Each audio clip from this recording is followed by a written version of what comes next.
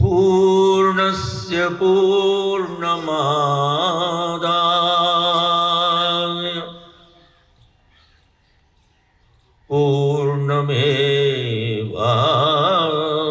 पूर्णमेवावशिष्यते। ओम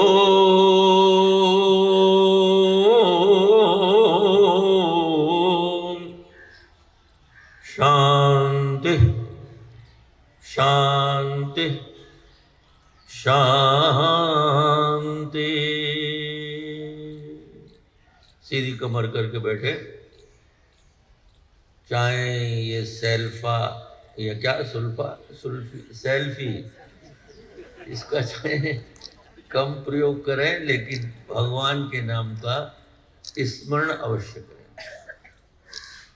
श्री राम जय राम जय जय राम।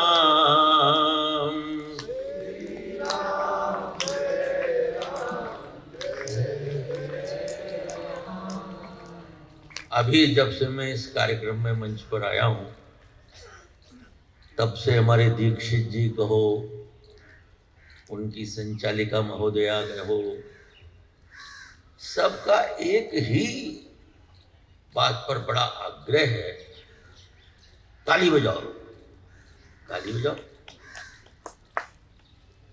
मैं नहीं बजवा रहा, जैसा मंच से लोग बोल रहे थे ताली बजाओ ताली बजाओ, ताली बजती थी लेकिन ताल से नहीं बजती थी। संगीत शास्त्र में ये कहा गया है, पढ़ाया जाता है कि ताली उसकी ताल में बैठती है जिसका हृदय पवित्र होता है, और अगर ताली ताल में ना बजे तो विक्रम बेताल हो जाता है, उल्टा लटकना पड़ता है। और भगवान राम का नाम लेने में संकोच आज भी, और वो भी भारत सरकार के इतने बड़े नेता बैठे हैं उसके सामने। भाई पहले तो यार 2G 3G की सरकार हुआ करती थी तो राम को काल्पनिक बता दिया करते थे, आज तो राम के नाम पर ही सब कुछ हो रहा है। लेकिन फिर भी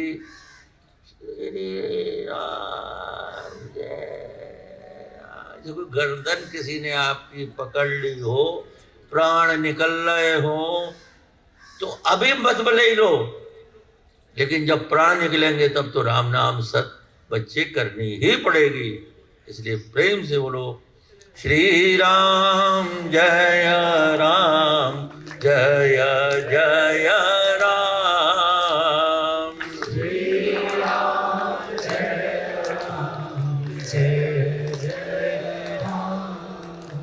जय जय राम जय जय राम। जय जय राम जय जय राम। जय जय राम जय जय राम। जय जय राम जय जय राम। अवध बिहारी सीताराम। अवध बिहारी सीताराम। दशरथ नंदन श्री भगवान। दशरथ नंदन श्री भगवान। धर्म की जय हो, अधर्म का नाश हो, प्राणियों में सद्भावना हो, विश्व का कल्याण हो। गौ माता की जय हो, भारत माता की जय हो। हर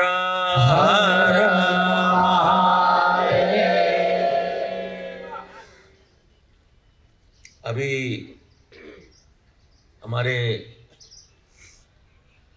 इस देश के गौरव रवि प्रसाद जी ने जो अपना वक्तव्य दिया, उसको सुनकर मुझे नीरज की दो पंक्तियां याद आ गई।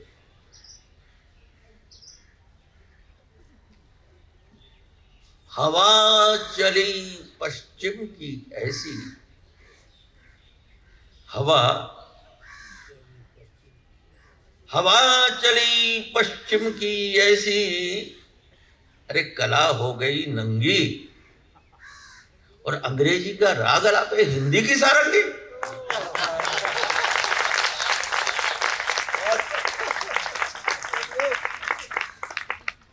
हवा चली पश्चिम की, हम बह गए, अपने स्वत्व को भूल गए।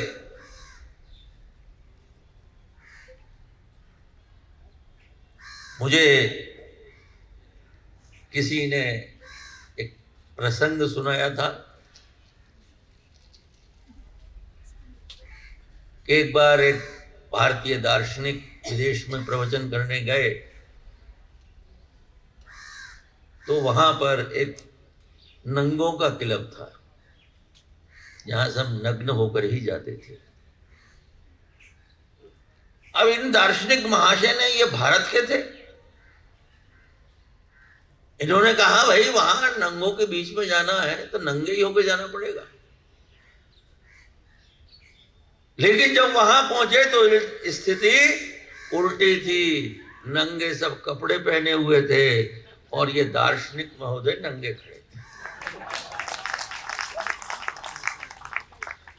हमको अपने स्वाभिमान का, सत्व का जब भी विस्मरण होगा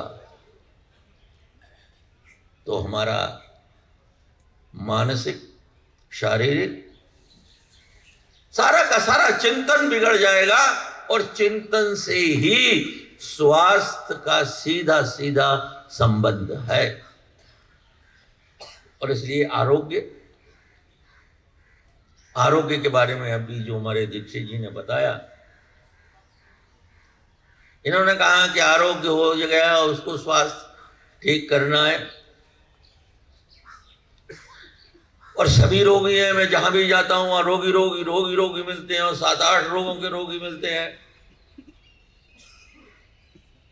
मैं आपकी बात से 100% सहमत हूं, लेकिन हम बाबा लोग कुछ और मानते हैं। हमारा मानना है कि पाप करने से बीमारी होती है।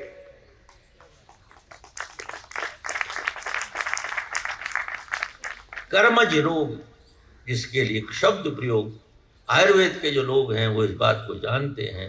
कई प्रकार के रोग होते हैं, इसमें कर्मज रोग होता है, और जितने अच्छे वैद्य होते हैं वो कुंडली देखकर ही इलाज करते हैं। तो इसलिए जो रोग है वो हमारे पाप से भी आता है। और पाप की परिभाषा क्या है? केवल हमारी सनातन धर्म, हिंदू संस्कृति में इस बात का चिंतन हुआ, विश्व में केवल आध्यात्मिकता हमारे भारतवर्ष में है, और विश्व में धर्म भी केवल भारतवर्ष में ही है। मुझे कोई बताया अमेरिका में क्या कोई धर्म है? वहां रिलीजन है, कहीं रिलीजन है, कहीं संप्रदाय है, कहीं मजहब है। लेकिन यदि धर्म है तो केवल भारतवर्ष में है, क्योंकि ये धर्म प्रधान देश है और धर्म का संबंध आध्यात्मिकता से है, और जो व्यक्ति धार्मिक होगा वो कभी बीमार पड़ ही नहीं सकता। दीक्षित जी नाराज मत होना, मैं आपके ग्राहक कम कर रहा हूं। अगर व्यक्ति पाप नहीं करेगा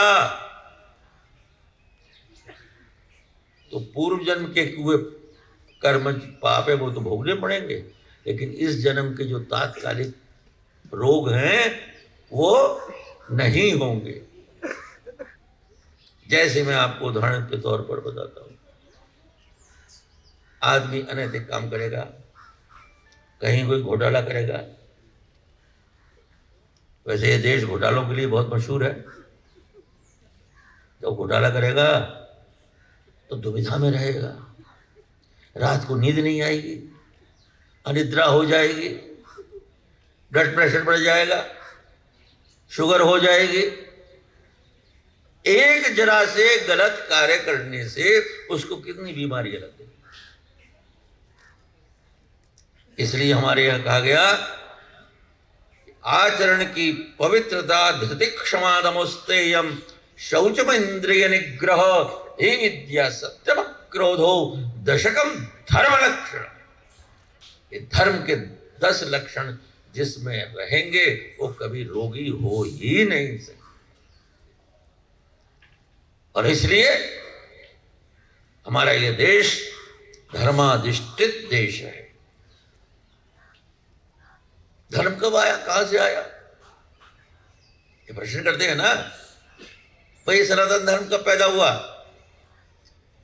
सनातन धर्म सृष्टि की उत्पत्ति से पहले ही, जब भगवान उस अनंत विराट ने ये कल्पना की एको हम बहुश्यामा, तभी सनातन धर्म आ गया। आज कहते हैं धर्मनिरपेक्षता। अरे भाई धर्मनिरपेक्षता क्या होता है? गांधी जब ने देश आजाद किया था तो गांधी ने कहा इस देश में राम राज्य होगा। राम राज्य यानी क्या? धर्म का राज्य होगा। लेकिन गांधी के उन चेलों ने गांधी की बात को भूल गए और राम राज को दाम राज में परिवर्तित कर दिया। अगर धर्म का अनुष्ठान रहता, भारतीय संविधान में एक धर्मनिरपेक्षता जैसा बेहुदा शब्द नहीं जोड़ा जाता, तो आज ये देश विश्व का जो शीर्ष है वहां आज भी विराजमान है, आगे भी रहेगा। लेकिन आज जो प्रश्न चिन्ह लगते वो नहीं लगते।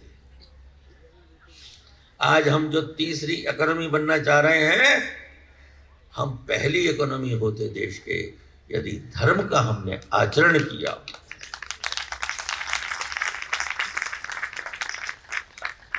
अब शिक्षा,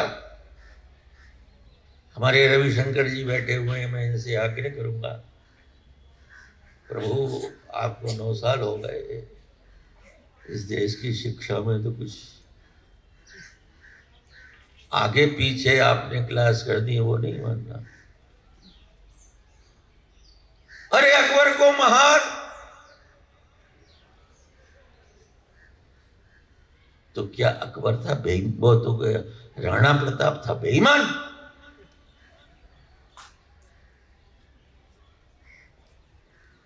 हम जब पढ़ते थे तो हमें पढ़ाया जाता था का से गणेश। आज हमने पुस्तक देखी बच्चे की, भाई क्या लिखा है? बोले गा से गधा। तो मैंने कहा भाई ये गणेश जी की जगह गधा कहाँ आ गया? उसने बड़े विनम्रता से कहा महाराज जी वो आपके गणेश जी तो सांप्रदायिक थे, ये गधा धर्मनिरपेक्ष है। मैंने कहा बेटा गधे ही धर्मनिरपेक्ष हो सकते हैं, मनुष्य तो धर्म सापेक्ष है।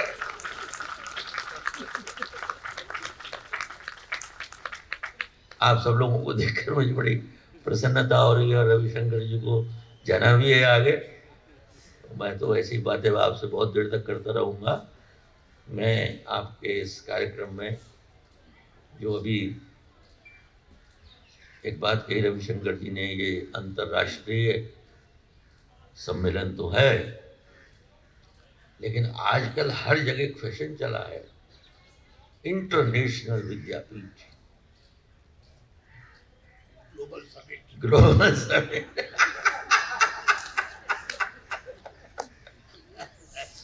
तो उसकी जगह भले ही विश्वव्यापी हो, लेकिन उसका जो दृष्टिकोण है वो भारतीय हो, ऐसी अपेक्षा के साथ मैं आप सबको पुनः आशीर्वचन देते हुए और आप सब लोगों को मंगल कामनाएं, और रविशंकर जी को ये कि अगले वर्ष जो सरकार बने उसमें ये मंत्री बनकर फिर आपके कार्यक्रम में आए।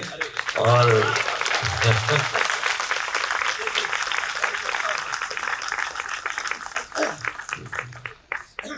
ओम शांति शांति।